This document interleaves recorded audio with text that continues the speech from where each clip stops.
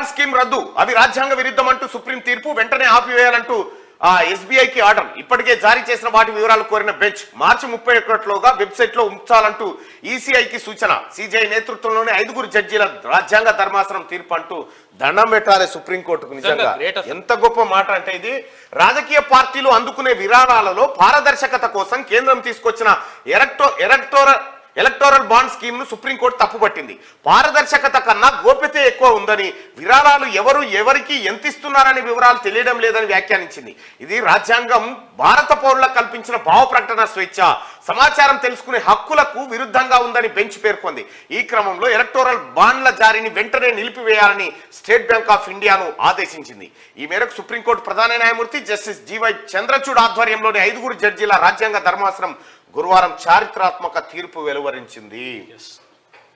రాజకీయ పార్టీలకు విరాళాలు ఇచ్చిన వారి పేర్లను రహస్యంగా ఉంచడం అంటే ఇన్కమ్ ట్యాక్స్ యాక్ట్ ను దుర్వినియోగం చేయడమే.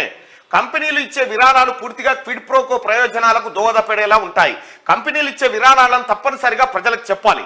రాజకీయ పార్టీలు ఎన్కాష్ చేసిన ప్రతి ఎలక్టోరల్ బాండ్ వివరాలను ఈసీఐకి తప్పనిసరిగా వెల్లడించాలని చెప్పి సుప్రీంకోర్టు చెప్పింది. అసలు ఈ ఎలక్టోరల్ బాండ్ లేనిది దీని వెనకాలండే మతలబ్ ఏంది?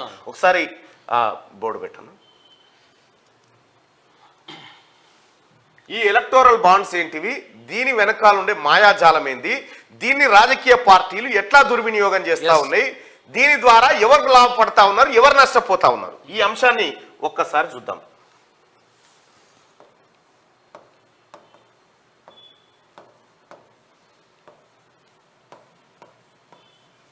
మన ఎల్ఐసి బాండ్ అసలు అనుకోరాదు. ఇది ఒక మాట చెప్పాలంటే ఎల్ఐసి అయితేనే మళ్ళీ అట్లా కాదు. ఇవి కార్పొరేట్ కంపెనీలు ఉన్నాయి, అంబానీ, అదానీ, మేఘా, గ్రీన్కో,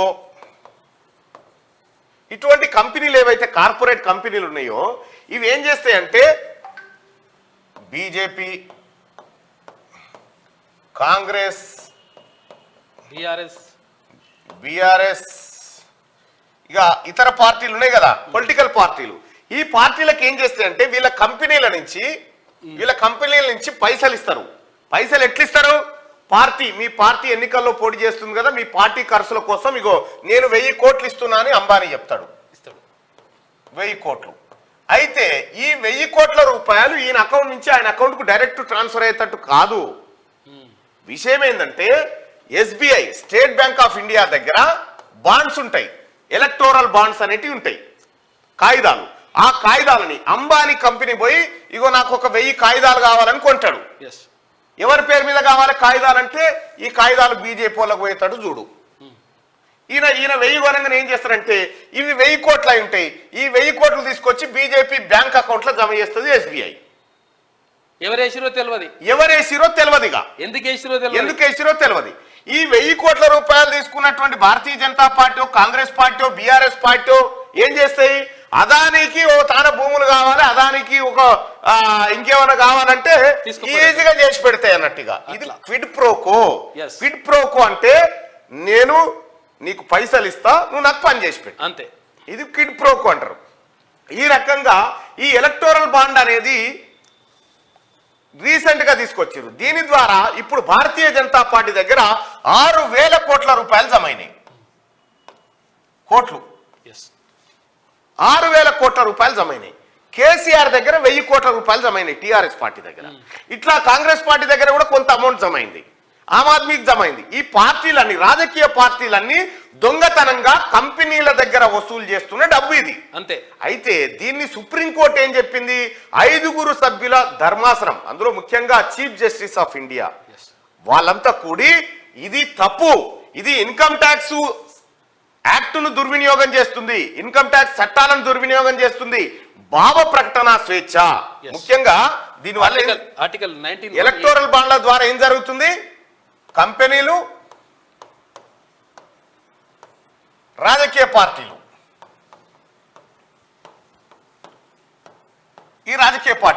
ఈ రెండింటికి లాభం జరుగుతుంది. వీడు పైసలు ఇస్తాడు, వీళ్ళు తీసుకుంటారు, ఇలా పనులు చేసి పెడతారు. అంతే. అయితే ఇక్కడ భారత రాజ్యాంగం ఉంది. భారత రాజ్యాంగంలో భావ ప్రకటన స్వేచ్ఛ అనేది ఉంది. ప్రజలకు స్వేచ్ఛగా భావాన్ని వ్యక్తం చేసుకునేటువంటి హక్కు ఉంది. ప్రజలకు సమాచారాన్ని తెలుసుకునేటువంటి హక్కు ఉంది. ప్రజలకు ఏం జరుగుతుందో ప్రతి విషయాన్ని తెలుసుకునే హక్కు ఉంది. కాబట్టి ఇవి తప్పు. ఇప్పుడు ఈ కంపెనీ ఓడు ఇన్కమ్ ట్యాక్స్ కట్టకుండా రాజకీయ పార్టీకి ఇచ్చుడేంది? అది ఉల్లంఘనే కదా. అది ఉల్లంఘన అని చెప్పి 5 సభ్యుల ధర్మాసనం అభిప్రాయపడి దీన్ని కొట్టేసింది. ఈ ఎలక్టోరల్ బాండ్లు దీన్ని కొట్టేసి ఇక రద్దు. అయితే దరిద్రం ఏంటంటే ఇప్పటికే దులుపుకోవాల్సిన దులుపుకున్నాడు, అయిపోయింది. అంత అయిపోయినాక రద్దు అయిపోయింది. ఇప్పుడు మిగతా పార్టీలు ఏవైతే ఉన్నాయో, కాంగ్రెస్ లేకపోతే అధికారంలో లేని పార్టీలు ఏవైతే ఉన్నాయో వాటికి అందకుండా అయిపోయింది. అందకుండా అయిపోయింది. సమాచార హక్కు చట్టం కింద కూడా ఆ వివరాలు ఇయ్యరు. సమాచార హక్కు చట్టం కింద కూడా ఈ కంపెనీ రాజకీయ ఎలక్టోరల్ బాండ్లు ఎన్ని కొన్నది, ఎవరికి ఇచ్చింది అనే వివరాలు కూడా ఇయ్యారన్నట్టు. అంత సీక్రెట్ గా ఓ రకంగా చెప్పాలంటే ఇది ఇంకొక లీగల్ గా దోపిడీ అన్నట్టు. ఇది అంతే, లీగల్ గా ఇల్లీగల్ దోపిడీ ఇది. అంతే. సో దీన్ని రద్దు చేసింది. తద్వారా ఏమైందంటే ఇప్పుడు కేసీఆర్ ఏం చేసిండు, ఈడ ప్రాజెక్టుల పేరు మీద రీడిజైన్లు, ప్రాజెక్టుల పేరు మీద లక్షల కోట్ల రూపాయలు ఖర్చు పెట్టిండు. తీసుకోని ప్రతిమకి చేసిండు, తీసుకొని 7 లక్షల కోట్లు అప్పయింది.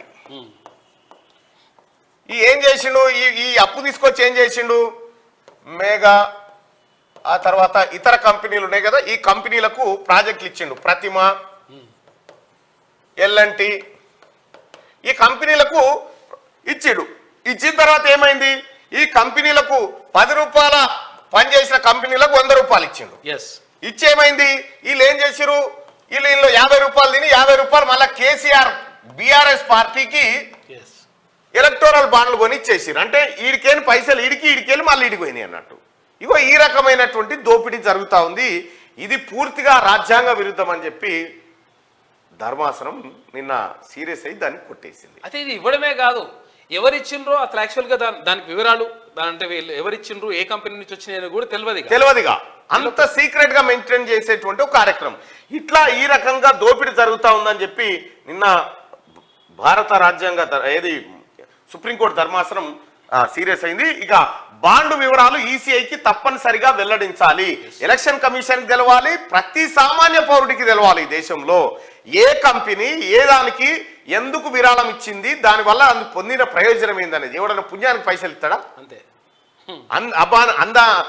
ఎవరు మన అంబానో అదానో లేకపోతే గ్రీన్ కోనో ఇంకోటో మన్నో మశాడమో వీళ్ళందరూ ఎందుకు ఇస్తారు పార్టీలకు పైసలు అనంటే ఆ పార్టీల ద్వారా ఆ వ్యక్తుల ద్వారా ప్రయోజనాన్ని తిరిగి పొందడం కోసం చేస్తాయి అన్నట్టు.